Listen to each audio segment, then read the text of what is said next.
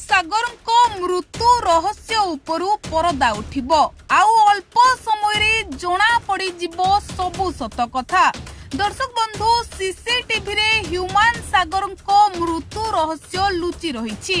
ହ୍ୟୁମାନଙ୍କ ମାଙ୍କ ଏତଲା ପରେ ପୋଲିସ ଏବେ ଆକ୍ଟିଭ ମୋଡରେ ଅଛି। ଥରହର ହେଲେଣି ହ୍ୟୁମାନ ସାଗରଙ୍କ ଘରକୁ ଯିବା ଆସିବା କରୁଥିବା ଲୋକେ। କିଏ କିଏ ରାତିରେ ହ୍ୟୁମାନ ସାଗରଙ୍କ ଘରକୁ ଆସୁଥିଲେ ଆଉ ଅଳ୍ପ ସମୟରେ ସବୁ ସତ ସାମ୍ନାକୁ ଆସିବ। ପୋଲିସ ଜାରି କରିବ ନୋଟିସ ଆଉ ଜଣଙ୍କ ପରେ ଜଣଙ୍କୁ ଜେରା କରି ଗୁଡେଇ ତୁଡେଇ ପ୍ରଶ୍ନ କରିବ। ପଡ଼ିଶା ଘର ସିସିଟିଭି ଜବତ କରି ପୋଲିସ ଖୋଲିବ ସେହି ଦୋଷୀଙ୍କ ମୁଖା ଯିଏ ରାତି ଅଧରେ ହ୍ୟୁମାନ ସାଗରଙ୍କ ପାଖକୁ ଆସୁଥିଲେ।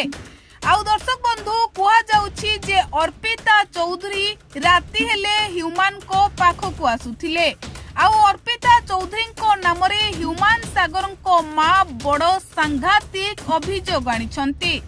ଅର୍ପିତା ଚୌଧୁରୀ ହ୍ୟୁମାନ ସାଗରଙ୍କ ସହିତ ସମ୍ପର୍କରେ ଥିଲେ, ଚାପ ପକାଉଥିବା ମା ଅଭିଯୋଗ କରିଥିଲେ। ତେବେ ପଡ଼ିଶା ଘର ସିସିଟିଭି ସବୁ ରହସ୍ୟ ଖୋଲିବ ଆଉ ଏହାକୁ ନେଇ ଅର୍ପିତା ଚୌଧୁରୀଙ୍କ ଭୟ ବଢିଲାଣି। କାରଣ ସିସିଟିଭି ଖୋଲିଦେବ ସବୁ ଗୁମର ଆଉ ପୋଲିସ ଜଣଙ୍କ ପରେ ଜଣଙ୍କୁ ନୋଟିସ ପଠାଇ ଘନ ଘନ ପ୍ରଶ୍ନ କରିବ ଆଉ ତାପରେ ଯିଏ ଦୋଷୀ ତାକୁ ବାନ୍ଧି ଗିରଫ କରିବ। ତେବେ ଦର୍ଶକ ବନ୍ଧୁ, ହ୍ୟୁମାନ ସାଗରଙ୍କ ମୃତ୍ୟୁକୁ ନେଇ ଦିନକୁ ଦିନ ନୂଆ ନୂଆ ମୋଡ଼ ସାମ୍ନାକୁ ଆସୁଛି ଆଉ ଏଥିପାଇଁ ଏକାଧିକ ବ୍ୟକ୍ତିଙ୍କୁ ସନ୍ଦେହ କରିଛନ୍ତି ହ୍ୟୁମାନ ସାଗରଙ୍କ ମା। ଆଉ ଏହାରି ଭିତରେ ଅର୍ପିତା ଚୌଧୁରୀଙ୍କ ଉପରେ ସମସ୍ତଙ୍କ ନଜର ରହିଛି।